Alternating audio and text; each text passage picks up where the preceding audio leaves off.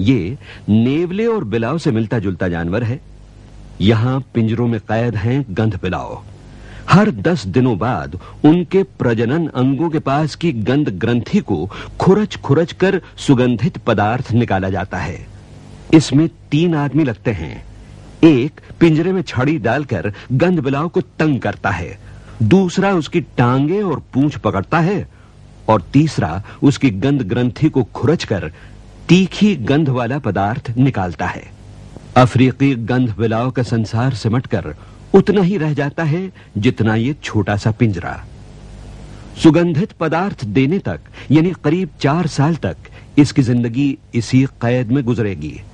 उसके बाद इसे सजाए मौत देकर इसकी रुएदार खाल उतारकर बेच दी जाएगी। गंध बिलाव के लिए अगर जिंदगी का मतलब है उम्र कैद, तो मौत के साये में जीते हैं कस्तूरी मृग। ये भी परफ्यूम उद्योग की खातिर ही बलि चढ़ते हैं। कहीं कहीं तो ये पूरे के पूरे खत्म हो चुके हैं और जो कस्तूरी मृग बाकी हैं वो भी शिकार चोरों के शिकार बन रहे हैं। पहाड़ी लोग जितने सीधे साधे होते हैं उनकी जिंदगी उतनी ही मुश्किलों भरी होती है। तभी तो उन्हें बहकाकर उनसे गैर कानूनी काम करवाना आसान होता है। साल भर में अगर एक नर कस्तूरी मृग इनकी पकड़ में आ जाए तो इनका पूरा परिवार साल भर गुजारा कर सकता है। नर कस्तूरी मृग की नाभि से निकली हुई कस्तूरी की कीमत उसी वजन के सोने से 4 गुनी ज्यादा होती है। कुदरत ने इस मृग को कस्तूरी इसलिए दी कि ये कस्तूरी की गंध से अपने क्षेत्र की सीमा की पहचान बना सके, मगर यही कस्तूरी उसके लिए लाती है मौत का पैगाम। हालांकि कस्तूरी के बदले 80 दूसरे पदार्थों का इस्तेमाल हो सकता है, लेकिन परफ्यूम उद्योग को कस्तूरी मृगों की मौत का जरा भी अफसोस नहीं होता। ये कहानी है उस पर्शियन मेमने की छोटी सी जिंदगी की, जिसे जन्म के कुछ ही घंटों बाद बड़ी बेरहमी से कत्ल कर दिया जाता है, क्योंकि फैशन उसके नाजुक खूबसूरत घुंघराले बालों के लिए ऊंची से ऊंची बोली लगाने को तैयार है। 85% मेमनों को जन्म के पहले या दूसरे ही दिन मार डाला जाता है। इस बेरहम कारोबार में देर करना महंगा पड़ता है। 2 दिन बाद मेमने के घुंघराले बाल सीधे होने लगेंगे और मेमने की खाल की कीमत घट जाएगी। अपने किसी भाई ही की तरह इसे भी जन्म स्थल पर ही और शायद मां की आंखों के सामने ही मार डाला जाएगा। हर साल दुनिया में करोड़ों मेमनों की खालें उतारी जाती हैं। मेमने गिनने का इससे घिनौना तरीका भला और क्या हो सकता है। महंगी खाल तो निकाली जा चुकी है, पर मेमने के सर की कीमत कुछ भी नहीं। ये मेमना दुनिया में आया है तो सिर्फ चंद घंटों के लिए। ऐसे 25 और मेमनों की खालों से बनेगा सिर्फ एक पर्शियन लैम कोट। अब इस नन्ही खाल का लंबा सफर शुरू हुआ है। किसी सेठ की कलाई पर लिपटने या किसी अमीर के सर पर संवरने से पहले इसे कारखानों में पकाया और तैयार किया जाता है। जल्द ही मालिक और सौदागर की निगरानी में खालों की सिलाई होती है। उन्हें तसल्ली है कि इस साल उन्हें घुंघराली खालों से काफी कमाई होगी। पर्शियन मेमनों का विरसा बस इतना ही है। नन्हे घुंघराले बालों वाले ये हैट दुनिया में फैशन की निशानी हैं। वैसे किसी मरे हुए बच्चे की खाल को सर पर लपेटने का ख्याल जंगी लगेगा, पर यह हैट पहनने में शान समझी जाती है। ये मिंक ब्रिटिश हैं। ये ब्रिटेन में जन्मे पले और वहीं इनकी खाल उतारी गई। अब भारत में भी इसकी शुरुआत होने वाली है। मिंक यानी ऊद बिलाव के फार्म में हत्या का घिनौनापन नाजी हत्याकांड से टक्कर ले सकता है। मिंक छोटे छोटे पिंजरों में कैद रहते हैं, जिनके पांव तले होती हैं तार की जालियां। बोतलों में क्लोरोफॉर्म से भीगी हुई रुई रखकर उनमें मिंक का मुंह डालकर उन्हें मारा जाता है। अगर बोतलों में हवा जाने की गुंजाइश हो तो वो बेहोश हो जाएं, परंतु ऐसी गुंजाइश न होने की वजह से मिंक का दम घुट जाता है और वो छटपटाकर मरते हैं। एक मिंक कोट में 30 से 60 खालें लगती हैं, तो अंदाजा लगाइए कि दुनिया में बेरहम लोगों की संख्या कितनी होगी। कुछ लोगों को लोमड़ी पसंद है, जिसे फर के फार्म में 6 महीने की उम्र में कत्ल कर दिया जाता है। कहते हैं कि लोमड़ी जब पहली सर्दियां देख रही हो तब उसकी खाल उतारने पर वो सबसे बढ़िया होती है। यह है ब्लू फॉक्स नस्ल की लोमड़ी, एक छोटे से पिंजरे में कैद मौत से भी ज्यादा तकलीफदेह जिंदगी जीती हुई। लगभग 20 लाख लोमड़ियों की खालें हर साल बाजारों में बेची जाती हैं। फिलहाल हम इसे मगरमच्छ कह सकते हैं, पर इसकी सूरत बदलने में देर नहीं लगेगी। इस ऊंचे किस्म के कच्चे माल की मंजिल है ऊंचे महंगे फैशन बाजार। मगरमच्छ की गर्दन से पूंछ तक फैली निचली सफेद खाल चमड़ा उद्योग के लिए बहुमूल्य है। मगरमच्छ जब 3 साल का हो तब उसे मारने में सबसे ज्यादा मुनाफा होता है। जीते जागते जीव को मारकर बेल्ट, बटुए, बैग या बूट बनाना क्या सही है? मगरमच्छ पालन केंद्र अब भारत में भी खुल चुके हैं। मासूम कोमल आंखों वाले नन्हे प्राणी सील पर किसे प्यार नहीं आएगा? पर ऐसे भी शिकारी हैं जो नकद पैसों के बदले इन्हें पीट पीट कर मारने के लिए राजी हैं। सील की कुछ नस्लें खत्म हो रही हैं, फिर भी उनका कत्लेआम जारी है। शांत बर्फीले क्षेत्र में सन्नाटा है मौत का और शीतल सफेद बर्फ पर बह रहा है गर्म ताजा खून। काश सील के नादान बच्चे जान पाते कि उन पर कैसा जुल्म होने वाला है। सांप और गोह चाहे सुंदर न हो पर उपयोगी तो हैं। भारत में इन्हें बेरहमी से मारकर इनकी खाल निकाली जाती है। पहले हर साल 20 लाख डॉलर की खालें निर्यात होती थीं। अब चाहे देर से ही सही, सरकार ने तो निर्यात पर रोक लगा दी है, लेकिन चोरी छिपे निर्यात अब भी जारी है। लाखों खालों का एक्सपोर्ट। हर साल मौज शौक के लिए हम जंगल के करीब 5 करोड़ जीव जंतुओं और जानवरों की जान ले रहे हैं। तो अब अगली बार नया क्रीम, इंपोर्टेड परफ्यूम या खाल का सामान खरीदने से पहले जरा सोचिए। छटपटाती हुई व्हेल के लिए न सही, अपने बच्चे के कत्ल की गवाह बनती हुई मां के लिए न सही, कम से कम अपने लिए तो सोचिए। हो सकता है आपके हाथ की चीज ही वो आखिरी चीज हो जिससे प्रकृति का संतुलन बिगड़ जाए और कोई अनदेखा हाथ हमारी कब्र की स्मृति शिला पर लिखे, यहां सोया है मनुष्य, संसार का सबसे जालिम विनाशकर्ता। अंत में इसने अपना ही विनाश कर लिया।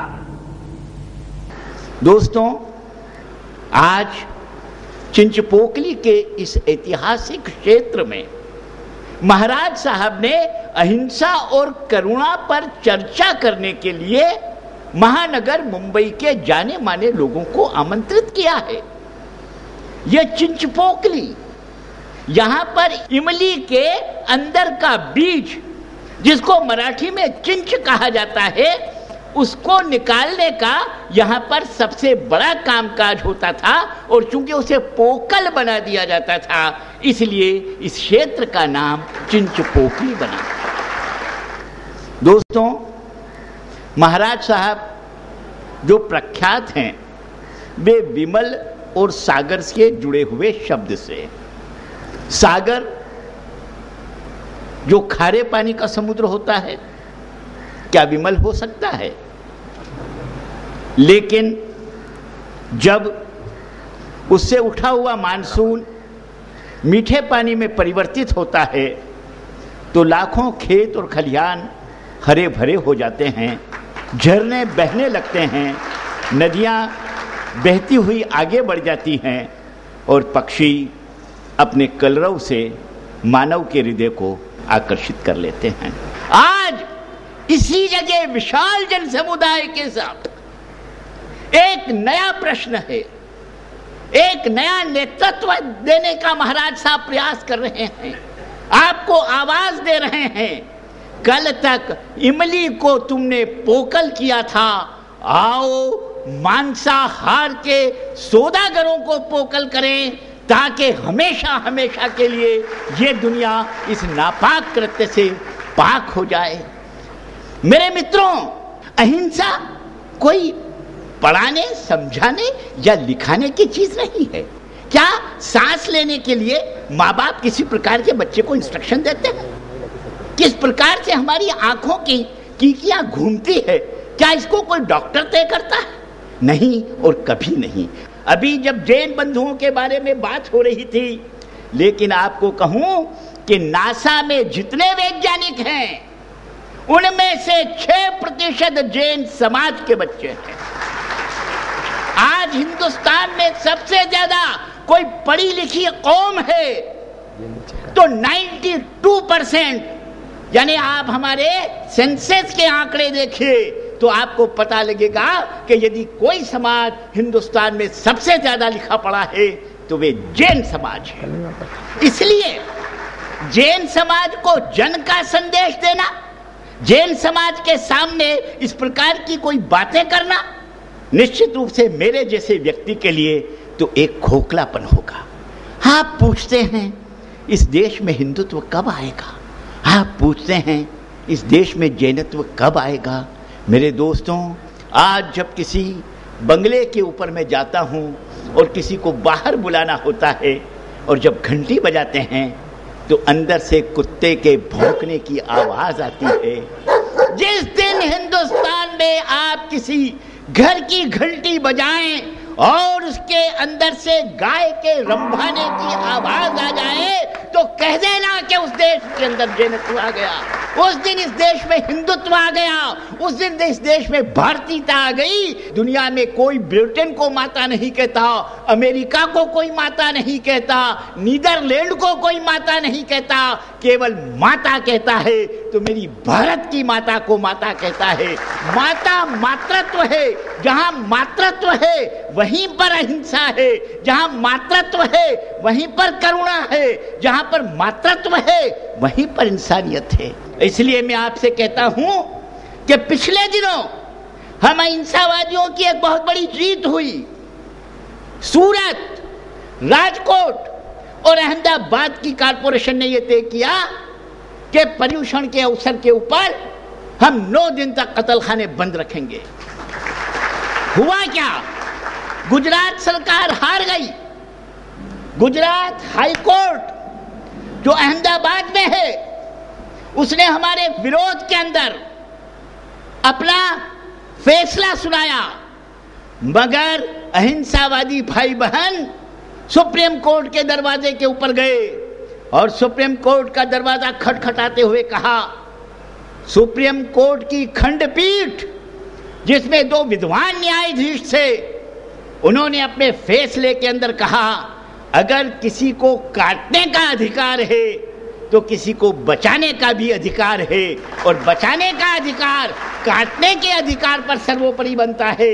इसलिए ये कोर्ट फैसला सुनाती है कि पर्यूषण के 9 दिन यदि महापालिका, नगर पालिका, ग्राम पंचायत यदि बहुमत से फैसला कर लेती है कि हमें 9 दिन बंद रखना है तो वे 9 दिन बंद रख सकते हैं। और खुशी की बात है कि गुजरात प्रांत में अब के कम से कम 50 महापालिका, नगर पालिकाएं तैयार हुई है इसके लिए कि इस बार पर्यूषण के ऊपर 9 दिन तक कत्लखाना बंद रहेगा, 9 दिन तक हिंसा नहीं होगी। ये आवाज अहमदाबाद से मुंबई तक आई और मुंबई के कारपोरेशन के अंदर इसी प्रकार का एक प्रस्ताव रखा गया और उस प्रस्ताव में जब लोगों के अपने अपने प्रकार के संबोधन हुए, एक साथ सब लोगों ने बहुमत में आकर के एक भी विरोध के अंदर मत नहीं पड़ा। 226 कारपोरेटर हैं, उस दिन 221 कारपोरेटर वहां पर मौजूद थे। 221 कारपोरेटर ने इस पक्ष में मतदान किया कि हम आने वाले दिनों के अंदर पर्यूषण में 9 दिन तक कत्लखाने बंद रखने का प्रस्ताव पास करते हैं। लेकिन हमारी बदकिस्मती, महाराज साहब ने जिस तरीके से वोटों की गिनती की बात कही, दूसरे दिन यू टर्न लोगों ने मार लिया। 2 पार्टियां ऐसी निकली जिसने उसका विरोध किया। हम आज तक उस विरोध से जूझ रहे हैं। जे फाटक नाम के हमारे कमिश्नर महोदय कहते हैं नहीं ये काम कठिन है। तब मैंने सवाल किया, 1983 का प्रस्ताव निकाल करके देखो, आपने कहा था कि देवनार कत्लखाना, जो लोग एक्सपोर्ट करते हैं मटन, उनके लिए मटन नहीं काटेगा, केवल घरेलू उसमें काटेगा। 83 से लगा करके 2008 तक में मटन आप कहां सप्लाई कर रहे हैं? तो जय फाटक बोलने लगे, ये तो पुरानी बात हो गई। अरे मेरा बाप भी 50 साल पुराना हो गया। कह दूं कि तू बाप नहीं है? मेरा मुंबई 450 साल का पुराना नगर है। बोलो जय फाटक, तुम्हारी जय जयकार करूं या तुम्हारी बुद्धि का फाटक खोलूं कि तुम्हें यह बताऊं कि किस तरीके से 1983 के प्रस्ताव को तुम्हें लागू करना पड़ेगा। हिंदुस्तान कानून का देश है, हिंदुस्तान आजादी का देश है, हिंदुस्तान गांधी का देश है। हिंदुस्तान के अंदर कभी इस तरीके की दादागिरी नहीं चल सकती। चलेगी थोड़े दिन तक, पर उठ खड़े हो, आवाज लगाओ और कहते क्या हैं? हमारा विरोध नहीं है। जब ये देवनार का कत्ल खाना हर साल कितना घाटा करता है, इसके आंकड़े जब हमने जानने की कोशिश की, हमको आंकड़े नहीं मिले, मगर इंफॉर्मेशन एक्ट के तहत जब इन आंकड़ों को निकाला तो भाई साहब पिछले 12 साल से हर साल देवनार का कत्ल खाना 9 करोड़ का घाटा कर रहा है। मैंने पूछा कि ये 9 करोड़ रुपए का अनुदान वो टैक्स किससे लेते हो? हम शाकाहारियों से लेते हो। तुम मांसाहारियों के पेट में हमारे टैक्स का पैसा डालते हो। ये 9 करोड़ का घाटा कौन भरता है? सारे शाकाहारी लोग भरते हैं। इसलिए अगर ये घाटे में दुकान जाती है तो बंद क्यों नहीं कर देते? तब कहने लगे ये बंद करना हमारे हाथ में नहीं। हाय हाय, अभी 4 दिन पहले मुंबई कारपोरेशन ने कहा कि इस देवनार के कत्ल खाने पे विकास के लिए हम 6 करोड़ रुपए का अनुदान और देंगे। ये आपकी और मेरी छाती के ऊपर मूंग दलने वाली बात है। वो कहते हैं कि ये तो बंद नहीं करेंगे, 6 करोड़ रुपए का उनके लिए और उन्होंने अनुदान पास किया। मेरे टैक्स भरने वालों, हिंदुस्तान में सबसे ज्यादा इनकम टैक्स कोई भरता है तो जैन समाज भरता है, राजस्थानी समाज भरता है। आपके पैसे से आपके यहाँ पर सामने वध होगा, आप देखते रह जाएंगे। क्या अब भी आवाज बुलंद करने का समय नहीं आया है? याद रखो, देशी रियासतों में 106 दिन तक कत्ल खाने बंद रहते थे। हिंदुस्तान की आजादी से पहले 106 दिन तक कत्ल खाने बंद रहते थे। इस आजाद हिंदुस्तान के अंदर आजादी का सबसे बड़ा वरदान हमारी झोली में ये मिला कि 365 दिन नहीं, जब कुछ त्योहार आते हैं तो जिस तरीके से सड़कों के ऊपर जानवर काटे जाते हैं, ऐसा लगता है इंसान कहीं जाकर के जानवर बन गया है। मेरे मित्रों, कितनी मजेदार बात है। जब एक पाश्चात्य दृष्टि से किसी बच्चे की वर्षगांठ मनाई जाती है तो जब हैप्पी बर्थडे का नारा लगता है, उससे पहले वो सारी बातियों को बुझा देता है जो इस बात का संकेत है, उजाले से अंधेरे में जाओ। लेकिन हिंदुस्तानी जब किसी काम का शुभारंभ करता है तो सबसे पहले दिया जलाता है, जो इस बात का संकेत है आओ अंधेरे से उजाले की ओर चले। आज महाराज साहब हमको अंधेरे से उजाले की ओर बुलाने का निमंत्रण दे रहे हैं, नेतृत्व दे रहे हैं। ये हम सब के लिए एक गर्व का विषय है, एक गौरव का विषय है।